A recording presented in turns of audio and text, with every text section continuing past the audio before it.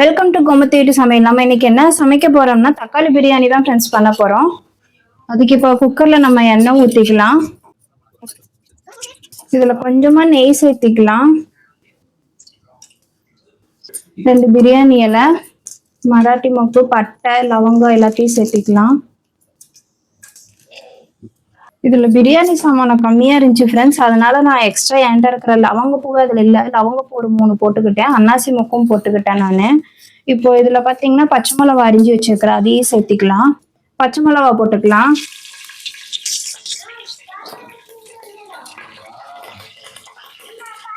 பெரிய வெங்காயம் சேர்த்திக்கலாம்.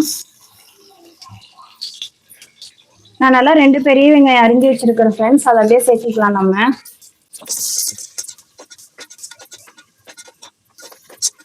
2 கொத்து கருவேப்பிலையும் சேர்த்துக்கலாம். பாருங்க ஃப்ரெண்ட்ஸ், வெங்காயம் இந்த அளவுக்கு நல்லா வணங்கிருச்சு. இப்போ நம்ம இஞ்சி பூண்டு பேஸ்ட் சேர்த்திக்கலாம்.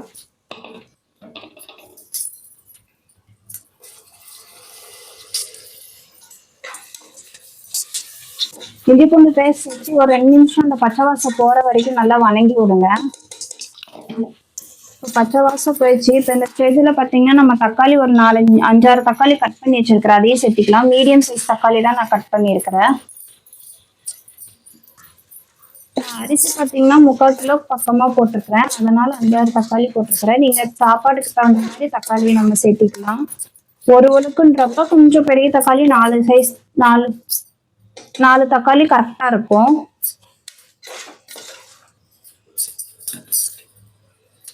கொஞ்சமா உப்பு போட்டுக்கலாம். இப்போ பாருங்க தக்காளி கொஞ்சம் நல்லா வணங்கிருச்சு ஃப்ரெண்ட்ஸ். இப்போ இந்த ஸ்டேஜ்ல பாத்தீங்கன்னா நம்ம மிளகாத்தூள் சேர்த்திக்கலாம் காரத்துக்கு ஏற்ப.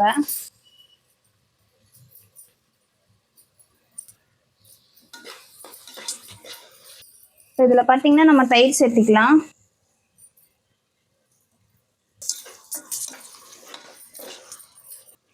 தயிர் நல்லா பச்சை வாசம் போற வரைக்கும் வதக்கிக்கோங்க. இப்போ இதுல ஒரு கைப்பிடி அளவு புதினா தலையை சேர்த்திக்கலாம். கொத்தமல்லி தலையை சேர்த்திக்கலாம். நல்லா ஒரு கைப்பிடி அளவு புதினா தலை, கொத்தமல்லி தலை எல்லாம் சேர்த்து நல்லா வதக்கி விட்டுக்கலாம். இப்போ பாருங்க ஃப்ரெண்ட்ஸ், அரிசி சேர்த்துக்கலாம். நம்ம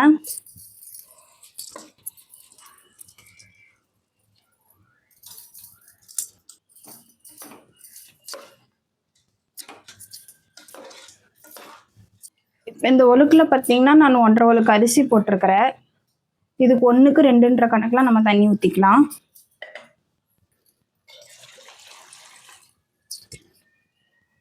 இதுக்கு தேவையான அளவு உப்பு போட்டுக்கலாம். அது ஆல்ரெடி தக்காளி வணங்குறதுக்கு போட்டிருக்கிறோம். இப்போ அதுக்கு தகுந்த மாதிரி மட்டும் கொஞ்சம் போட்டுக்கலாம். இப்போ தண்ணி கொதிச்சு வரட்டும் ஃப்ரெண்ட்ஸ். தண்ணி கொதிச்சு வந்த வாட்டி அப்புறம் நம்ம விசில் மூடி போடலாம். ஒரு கொதி வரட்டும். இப்போ பாருங்க ஃப்ரெண்ட்ஸ், கொதி வந்துடுச்சு நல்லா. இப்போ இந்த ஸ்டேஜ்ல நம்ம உப்பு பார்த்துட்டு நம்ம விசில் போட்டு விசில் போட்டு 2 விசில் விட்டு எடுத்துக்கலாம். நம்ம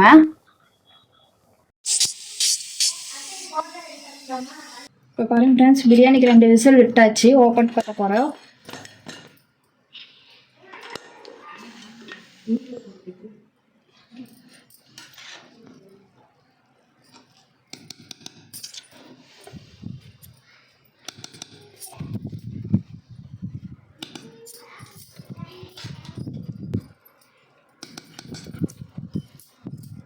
பிரியாணி சூப்பரா ரெடி ஆகி வந்துடுச்சு.